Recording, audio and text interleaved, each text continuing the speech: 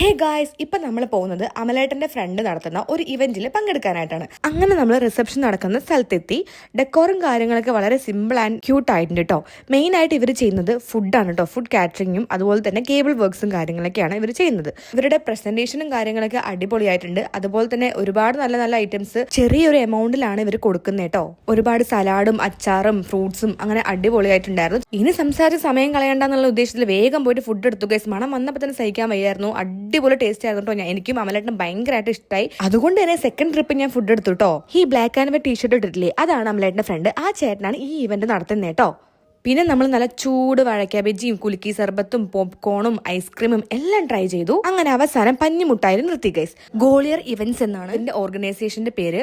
എല്ലാം നല്ല അടിപൊളി ഫുഡായിരുന്നു കേട്ടോ. അത് മാത്രമല്ല എല്ലാ സാധാരണക്കാർക്കും അഫോർഡബിൾ ആവുന്ന രീതിയിലാണ് ഇവർ പ്രസന്റ് ചെയ്തിരിക്കുന്നത് കേട്ടോ. നിങ്ങൾക്ക് എന്തെങ്കിലും ഫംഗ്ഷൻസും കാര്യങ്ങളും ഉണ്ടെങ്കിൽ മറക്കണ്ട, പെട്ടെന്ന് തന്നെ ബുക്ക് ചെയ്യുക. ഡിസ്ക്രിപ്ഷനിലെ ഡീറ്റെയിൽസ് ഉണ്ടാവും. ബൈ.